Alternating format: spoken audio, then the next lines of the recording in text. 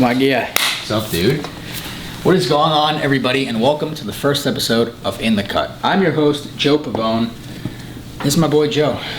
I'm about to, fuck up his hair, I guess. As usual. As usual. So, this is the first episode of In the Cut. I reached out to you and said we're doing this shit, my listeners know that I've been listening for a while that I started my podcast, The Joe Pavone Show, back in 2020 when I graduated high school. I took it there, kind of had no idea what to do with it, and I wanted to do something above and beyond, something to where I could network in a way and take it there and be great. Now with this show, obviously I want to take the moon. As you guys know, I've been barbering for 10 months now. It's been an exciting adventure, dude. I mean, you've been coming to me since day one. Since day one, man. Day one, dude. So, what made you come down here and, why Myrtle Beach out of all places? My grandparents moved down here about 5.5, 6 years ago. And it was always a dream to move down here at some point in my life. And, I had a couple situations back in Pittsburgh where I'm originally from that made me decide to come here and start a new life and make new friends and, kind of adventure off of what I was used to my whole life. Would you think that, coming here benefited you, or how has it made you a different person? It benefited me in all kinds of different ways, in the best ways possible. Back in Pittsburgh, I was antisocial, didn't want to talk to nobody, didn't care for really anybody. Came down here, I really had to stop being antisocial and really open myself up, because if I didn't, I wouldn't have been able to make friends, I wouldn't have been able to do pretty much anything with my life. It'd have been hard for me if I wouldn't have changed every aspect of my life. And coming down here changed every aspect or any outlook that I had on life, to be honest. So you think moving down here for you personally was, for the better? Without a doubt. Without a doubt. I mean, man, I haven't not had a smile when I came down here. Like, every single day I got a smile on my face, regardless if it's a bad day or not. You kind of just got to get it over with and, think about it on the bright side, man. I mean, God blesses me every day by letting me wake up every morning. Not too many people can say they woke up the next morning, you know what I mean? So yeah, I agree. And, I met you down here. Obviously, I didn't know you before. Mm-hmm. You and I became pretty close. Yeah. Over the past, you've been here, 7 months now? Yeah, 7 months, going on 8 next month. So 7 months of, whatever. And now, like I said, we've become, really good friends in a way. Yeah, man, I consider you family. Absolutely, I agree. And for you to come out here and be on the first episode of this show, that's huge. That says a lot for me, and for you too. Who knows where the hell this is going to be in 10, 11 years? You know what I mean? True. You don't know where you're going to be at in 2 years. No. I didn't know, before I moved down here, I thought about, where am I going to be at in 6 months of my life? And I never pictured being here at 21 years old, trying to start a new life and everything else like that. And, I kind of inspired a couple of my family members to move down here. They're like, hey, if he can do it, we can do it. I think anyone can do anything possible. Anything's possible, man. Yeah, I agree. And, like you said, you came down here at, 20 years old. 20 years old. I was 20 years old. 20 years old with zero knowledge of nothing. Literally, dude, zero knowledge of anything on what the hell Myrtle Beach was. No. I just vacationed here. You just vacationed here, and that was it. So you kind of took a risk at such a young age, which, a lot of people, young adults, whoever, or even just, people in general, don't take risks to better themselves in a way, and you took that risk at 20 years old, moving down here on your own. Yes, your grandparents here. But you came in, you did your own thing. You became your own person. You became your own man. You got your own job. You're at your own place right now. So there's a difference. That's what separates you from the rest. Yeah. And you took it there, and now you're here, and you're doing A, B, and C just to make yourself better overall. Without a doubt. I mean, I'm the type of person that doesn't really compare myself to anybody, because anybody can do what I'm doing right now. You know what I mean? So I came down here, like you said, with no knowledge of what I was getting into, didn't really know if I was going to make friends, didn't really know if I was even going to have a life outside of work and the gym. And I met some great people at work. My buddy Tyler, he brought me a lot closer to God, started taking me to church and stuff like that. And, you know, man, I've just been blessed every month coming down here. It's just feels like a blessing, man. Like I heard this one quote one time: you're either gonna have a blessing or a blessing. A lot of people come into your life and give you a blessing, and a lot of other people come into your life and give you a lesson. And a lot of people back in Pittsburgh taught me a lot of lessons that I needed to know, so I was able to move down here and have an open mind about what I was getting into. And then when I came down here, I was blessed with a lot of people, including yourself, that gave me, you know, friendships, people that I consider family now. So, like I said, man, you get blessings and lessons in life, man.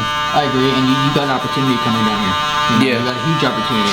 You could have been where you work now, you know, where you were living beforehand in PA, and, you know, been doing what you're doing, whatever that may have been. You know, I didn't know you before this. Nor am I to judge what the hell you did. You know, that was your life. But you came down here, you know, had a fresh start at 21.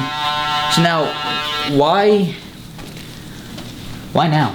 You know what I mean? Why not in 2-3 years from now? Why'd you decide to take this risk now and, you know, go from there and just be great with it? Why now at 21 years old? It's a lot better to do things a lot younger, because, I mean, yeah, regardless of what age you are in life, it's always hard to restart and relocate and readjust, basically, to overall life. I decided, you know, it was always a dream to move down here, and I decided, why not? I mean, I didn't really have much going for me back in Pittsburgh. You know, I had my family company that I was working for with my father at the time. You know, I really didn't have too much going for me, and, you know, a lot of the people that I, you know, so-called friends back home, like I said, they taught me a lesson. And that lesson was, I can basically do anything that I want, man. And, you know, a lot of people held me back from doing what I wanted to do. Not necessarily held me back, but I felt in a way they held me back because I wanted to stay there, take care of them, and, you know.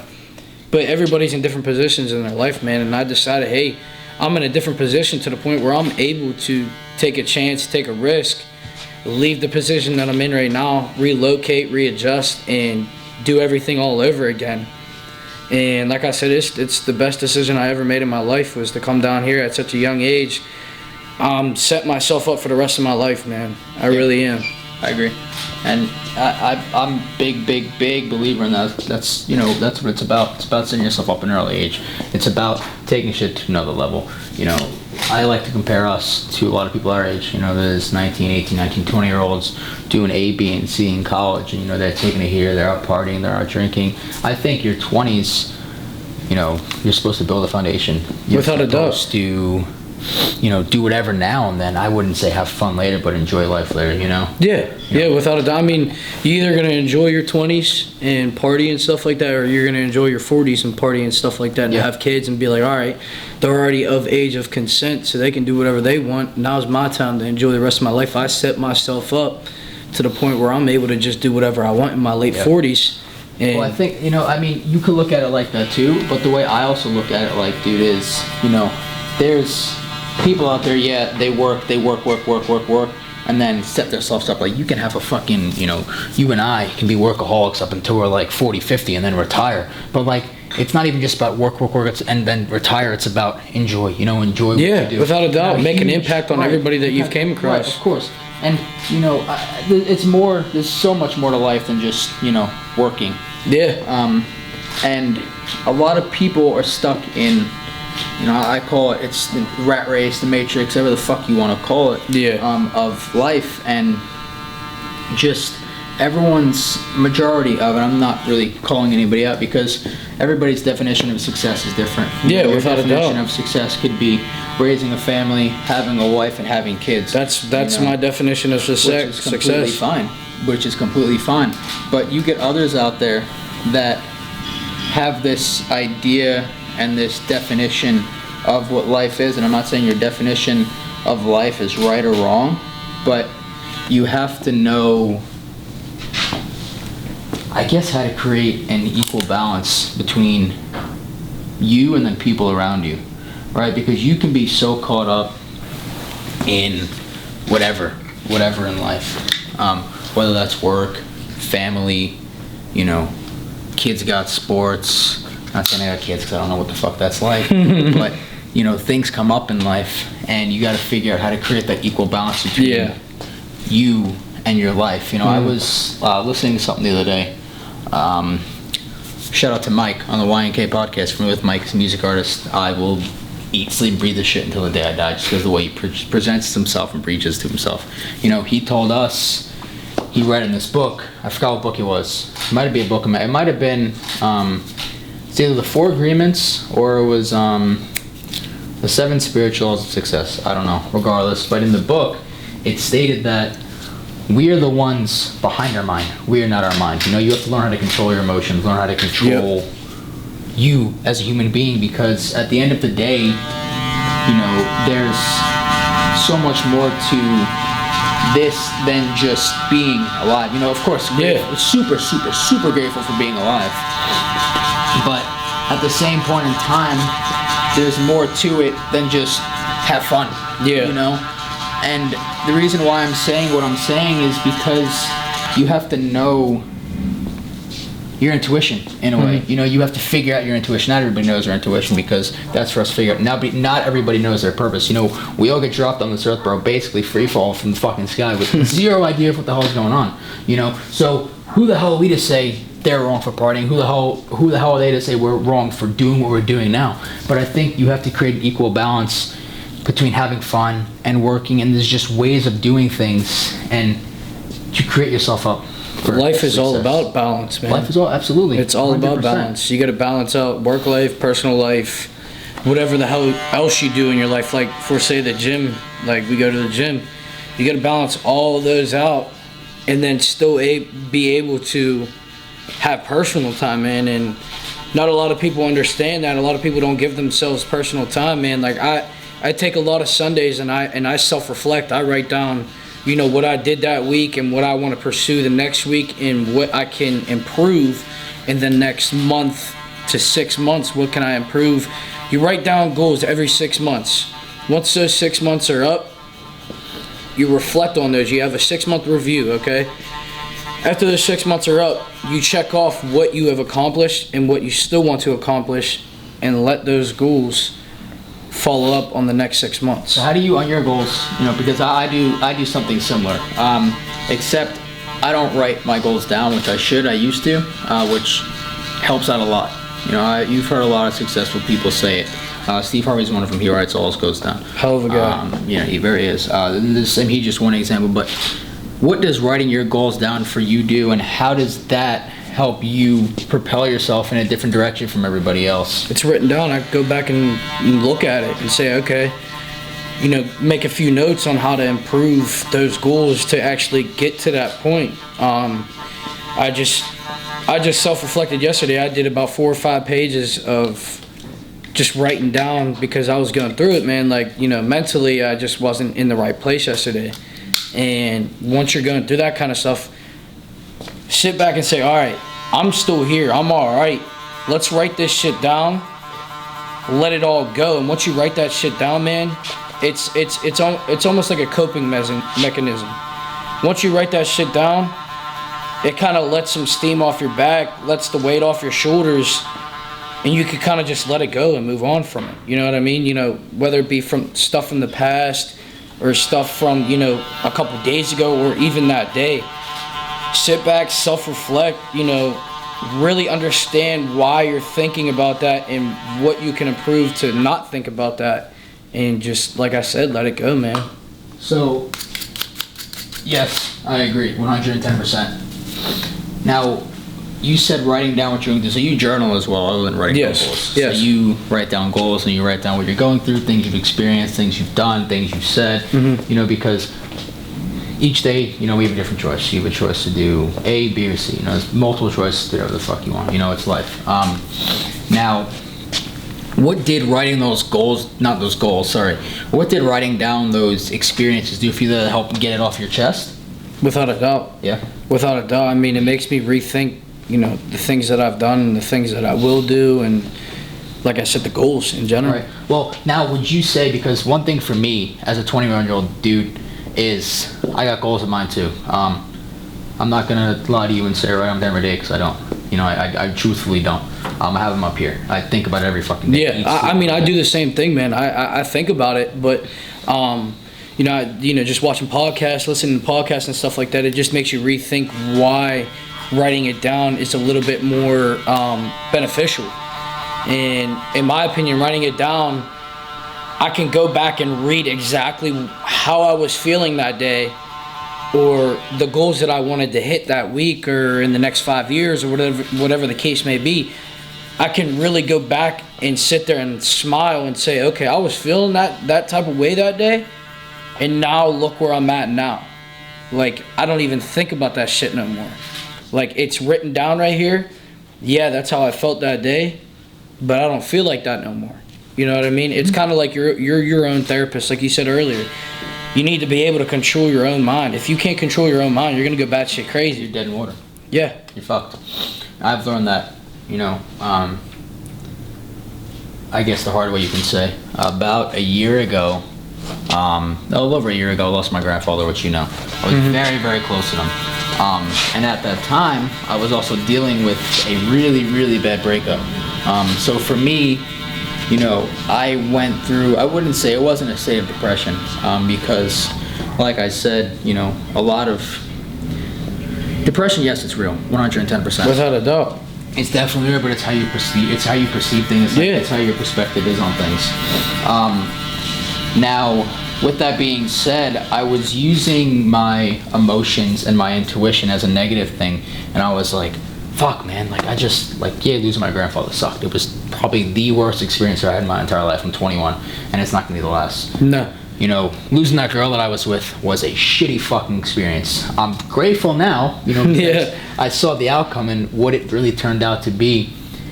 But going through those experiences helped me realize that there's so much more to life than just what I'm doing in that moment. Blessings and lessons. Blessings and lessons, absolutely.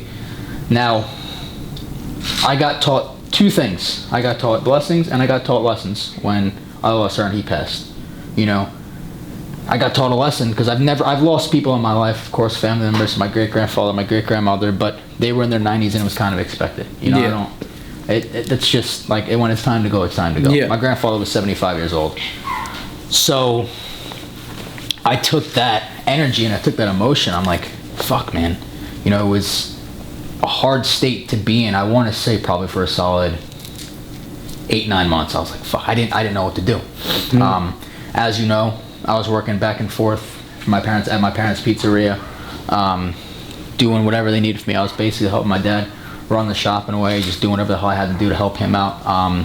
And it got so bad to a point I was driving home, I had a fucking panic attack. I'm like, dude, I can't do this. Because I had so much going on in my mind, and I wasn't living in the moment. I wasn't living for what I wanted to live for, There was things that I was doing, and it wasn't clicking, and it wasn't making any sense to who I wanted to be. Yeah. And I started cutting hair. And the reason why I bring this up is because it made me into the man I am today. Without this, I truly think I still would have been mentally in the same place. In the same place. Yeah. This saved me, in a way, dude. This is why I'm so fucking passionate about it, and I'll be passionate about this until the day I die. Without a doubt. I love barbering, but there's so much more to it. This gave me a reason to keep going. To keep going, but also propel my artistic skills in a different way.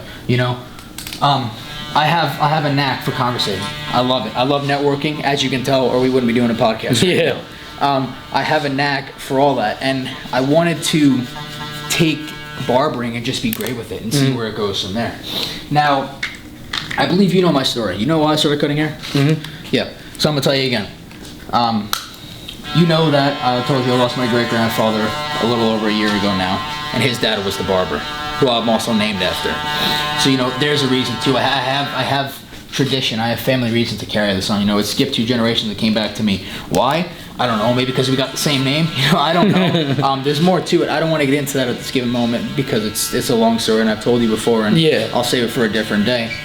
But, you know, me losing my grandfather, like I told you a few minutes ago, wasn't, you know, yes, it sucked. In a way, it was a blessing. But in a way, it was a blessing because I found this. Yes. I found this like 110%, and I dedicated myself into it, you know?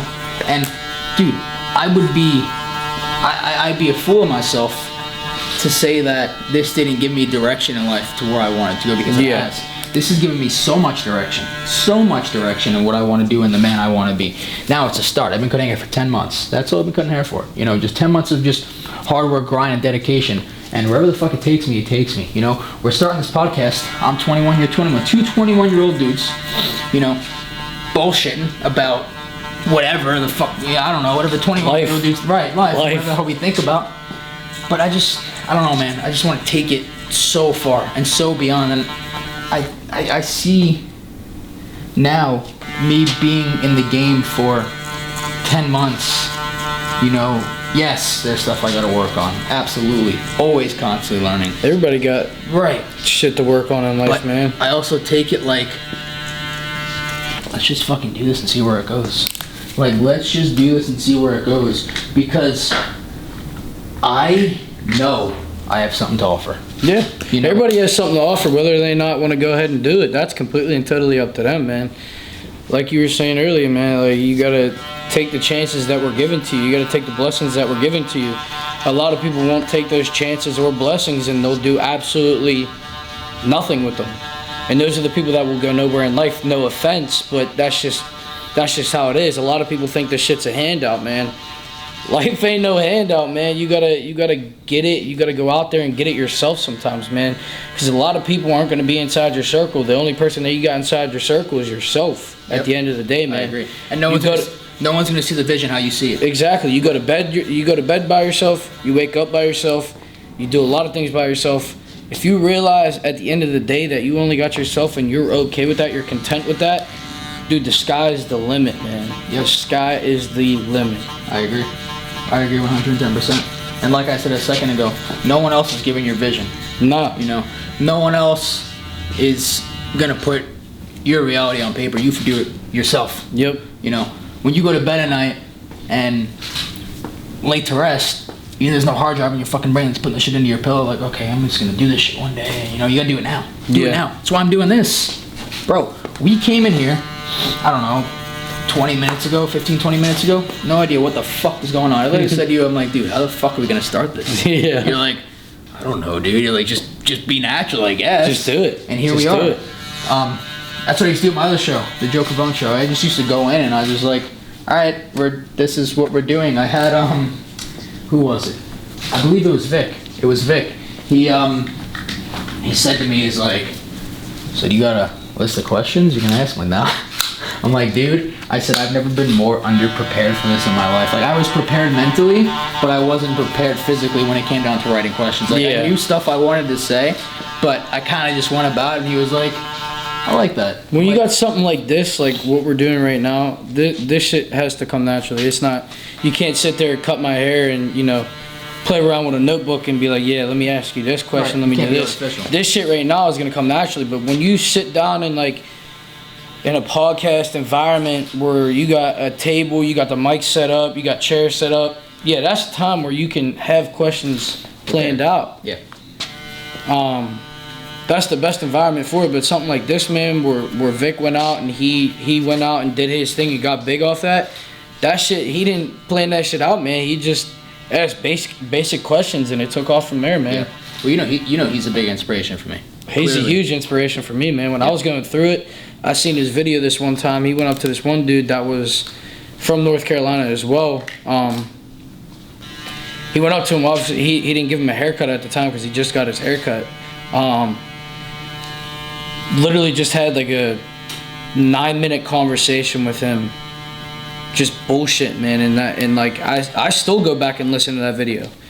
Because some of the things that both of those men say in that video, man, will really inspire you and give you a better outlook on life, especially Vic himself, man. Like, I mean, I remember the first time you gave me a haircut, I'm like, yo, bro, this shit's reminding me of Vic Blends. You know Vic, bro? He's like, yeah. But shit really changes your outlook whenever. I mean, in my opinion, I've been going to a barber since I've been 7th grade. My first barber, shout out to him. You know, really changed my outlook on what barbers are really there for. Like this is an environment, man. Like this is like, it's almost like a brotherhood. You come in here, cheat on your girl, not your barber. Right. Cheat on your girl, that was his slogan. Cheat on your girl, not your barber. And I agree with that. I completely and totally agree with that. It is not in a sense, but right.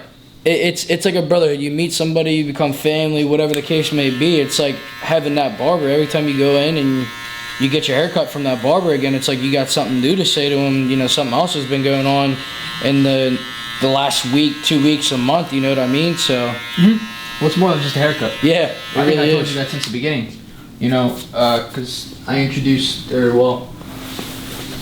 I mean, you came in here looking for a haircut one day, and then they sent you over to me, and you know, whatever, we went from there. But I told you since day one, because like I said, I don't remember what the fuck we talked about that day, but it was a lot of shit. I don't know. You just moved here, and we were going off of whatever, and it kind of went from there. But I told you, dude, it's so much more than just a haircut. Like you said, it's a brotherhood. I mean, for me especially, it's more than just a haircut. Yeah. But for somebody that I can connect with on a different level, such as yourself, and you know, take it beyond just, hey, you know, how's it going, man? How's the family? You know? Yeah. Blah, blah, blah. It's more than that. Yeah. You know? It's, like you said, it's a brotherhood. It's a constant, hey, man, how's it going? You know, there's so much more than just the initial greeting, and there's so much more than just a haircut. Well, I come in here and everybody looks at us like we're crazy. They're like, yo, are these guys friends? Or like, you know what I mean? Like, you just came in here out of the ordinary, got a haircut, and now they're like best friends. Yeah. I mean, that's how it is, man. I mean, my barber at the time, when I was in 7th or 8th grade, I can't remember exactly, he was like in his 40s, man. Not like, he was like one of my best friends. I'd go up there and just chill out for a weekend and just chill with him inside the barber shop. And you know, if I wanted a haircut, I'd get a haircut. But I'd just go up there and just bullshit with the guys and just hang out with the guys, man. Like, I enjoyed that environment. I mean, you get people, I lived in a small community, you get people in the small community come in and be like, yo, Joe, what are you doing here? I'm like, yo, I just chill here. Yeah. I'm here almost every day after school. Like, man. Like, I used to go up in there, do my homework, you know, if I wanted to, or I'd just go up in there, you know, clean his, you know, his blades and shit like that, oil them up for the next week. You know, I go in there on Sundays, clean everything, you know. It's just that type of thing, man. He inspired me to want to become a barber, and then, you know, COVID ruined all that. But COVID was a huge blessing for me, because I wouldn't be able to be in the position that I am in my life if it wasn't for COVID.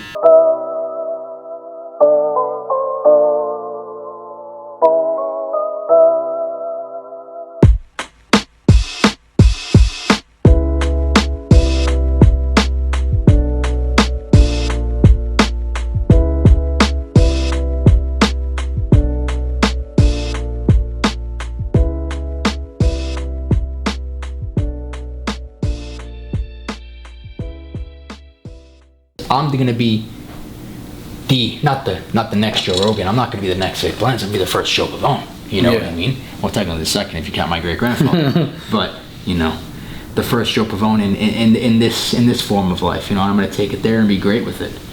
But yeah, bro, idols now my rivals. Like I said, I respect everybody that's been in the game. I mean, well, unless you put disrespect towards me, I'm not gonna respect you. Yeah. But everybody that's been in the game that's shown me respect, I respect you. There's guys in this shop that have been doing this for 15, 20 years. I don't know shit compared to them, but they don't have what I have here, you know? No. I got a lot of shit in my heart, bro. I dedicate myself to this. Not saying they don't, but I'm going to separate myself in a way that is going to put me levels and levels above, not them, because I don't give a fuck what they're doing. It's going to be levels above myself. I look at myself from 2-3 years ago, be like, damn, I was a bitch. You know what I mean? I'm going to look at myself 2 years from now and be like, damn, I was a bitch then too. But not even. It's just me learning. It's just me growing.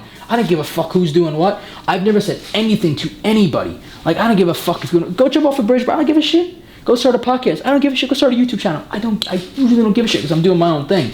You know? And that's where the comparison thing comes in. A lot of people like to compare themselves to others, which is a huge, huge, huge fucking downfall. Don't compare, man. That's the biggest burden to life. Compare you to you. That's it. Yeah. That's all you need to do is compare you to yourself. It's the biggest burden in life is to compare yourself. And bro, I hear it now. I'm 21. People compare themselves to me all the time. And it might not be directly, it's all indirect, but it's still a comparison. It's like, I wasn't doing that at 21. Oh, my journey was different. Of course it was fucking different. Everybody's just different. Everyone's is different. Everybody's just different. So, you know, I know that, you know, that I'm going to take this above and beyond, dude. You know, like nobody has my vision. I told you what we're doing today. You guys might see this, you are going to see this podcast how I look at it. You might, this is fucking great. You're like, holy shit, Joe, this is a great show. I'm going to look at it and see flaws because it's my show. Mm-hmm. But, like, everybody's got a different outlook on things. Like, I mentioned earlier that God gives everybody a different vision. Everyone here has got a different vision. Everyone's put on this earth. God didn't give your mom your vision. God didn't give your dad your vision. So when you explain, hey, mom, dad, I'm going to go out and do A, B, and C, they'll be like, all right, son, you're not saying they're going to doubt you, because me personally, I come from parents that respect the fuck out of what I do. They support me in anything I want to do. Any fucking thing I want to, no matter what it was. I could have been serving lemonade on lemonade. They'd be like, yeah, go do it, Joe. Have fun. Because I'm learning. I'm 21. Like, dude, this podcast, like I said in the beginning, I know where the fuck we were going. No. You know? I took it here and I was like, hey. I was like, okay, hey, I'm Joe. This is Joe too. You know, let's film. Let's see where this goes. That's basically how the conversation started. I reached out to a camera guy. Shout out to Ben. And then I reached out to Giovanni. Shout out to Giovanni as well. They're both here behind the camera. You guys can't see them. They're kind of hiding on us, so I don't want to show them. We'll show them eventually. But I was like, dude, guys, like, let's film. Let's just, I don't know. Let's see where this goes. And here we are. But it's fun, man. And I honestly see this as more of a journey than anything else. Without a doubt. You know, there's just so much more to it than, hey, we're putting out a podcast. You know, we're putting out a podcast, but we're putting out knowledge. I'm giving people something that you could take it however the fuck you want. You could take it or leave it. You know, you could take this information today and say, I learned something from it. So you could take this information and say, fuck this guy. He's an idiot. He's an idiot. He's a dumbass. I don't care. Because I'm doing it for me. I'm not doing it for you. If you want to pay attention, you want to support, all the power to you. I appreciate you. I respect the shit out of you. And if you disrespect it, go do something else. You know what I mean? I don't care, dude. Without a doubt. But I'm gonna go grab this mirror because I forgot the mirror. I'm fucking very underprepared, but I'm gonna show you, alright? I know you don't like to be shown, but I'm gonna show you. This man looks like shit regardless. I can't show you the back. Here, take this. I can't show you the back because I ain't got no mirror behind, but I can show you the front. Looks like shit like usual. We're leaving the top, yeah? Yes, sir. Looks good, my guy. I appreciate it. Well, this has been In the Cut. First episode 1, dude. That was clean. That was good, man.